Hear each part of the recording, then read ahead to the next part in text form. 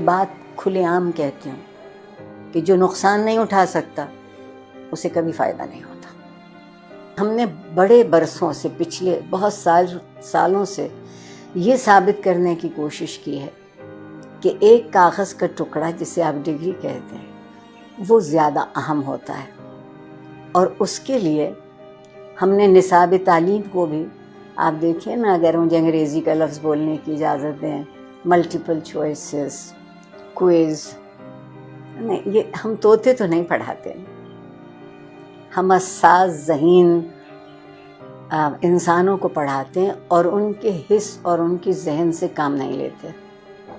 اس کی بنیادی وجہ یہ ہے کہ جب میری نسل جو تقریباً قبل از مسیح سے ہے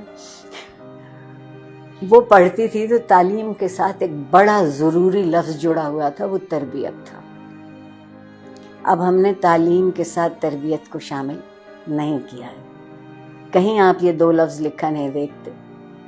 پھر ایک اور کمال کیا ہمارے ہاں جنرل ضیاء الحق صاحب نے، جنہیں میں اپنا محبوب بھی کہتی ہوں، کہ انہوں نے ہم سے مکالمہ چھین لیا، سوال کرنے کی اجازت نہیں رہی۔ تو جو معاشرہ سوال کرنا بھول جاتا ہے وہ جواب کیسے ڈھونڈے گا؟ اور ڈگری ہمارے ہاتھ میں دی گئی کہ ہم ایک اچھا روزگار تلاش کرتے ہیں۔ میں کہتے کہتے مر جاؤں گی کہ زندگی کو روزگار چاہیے ہوتا ہے، روزگار کو زندگی نہیں چاہیے ہوتی۔ ہم کندھوں کا بوجھ بڑھا رہے ہیں، ہم ذہن کو وسیع نہیں کر رہے، کشادہ نہیں کر رہے۔ استاد کو اجازت نہیں ہے کہ جو کتاب اس کے ہاتھ میں ہے اس کے علاوہ وہ کچھ کہہ سکے کہ کہیں اور سے پڑھو۔ ٹھیک، پھر جو آپ کے یہاں مذہب کی دخل در اندازی ہوئی، زندگی کے سارے خواب 70 حوروں سے منسوب ہو گئے، 70 حوروں سے منسوب ہو گئے۔ آپ کہتی ہیں کہ جستجو کی ضرورت ہے، آپ کے وزیر اعظم کہتے ہیں کہ سکون تو قبر میں ملے گا، تو جو اس سکون کی تلاش میں وہ جستجو کیوں کرے گا؟ بیٹھے بیٹھے انتظار کرے گا۔ ہمارے ہاں پیمانے بدلتے ہیں، ہمارے ہاں معیار بدلتے ہیں، اور جس معاشرے میں انصاف نہیں ہوتا وقت کی مصلحت ہوتی ہے، اور جس معاشرے میں ہر کوئی ریاست کا شہری نہیں ہوتا اور اس کے حق برابر نہیں ہوتے کیونکہ اس کا رنگ یا اس کی نسل یا اس کا عقیدہ یا اس کی زبان ہم سے الگ ہے، تو آپ بتائیے وہاں لوگ ڈھنگ کی زندگی کیسے گزاریں گے؟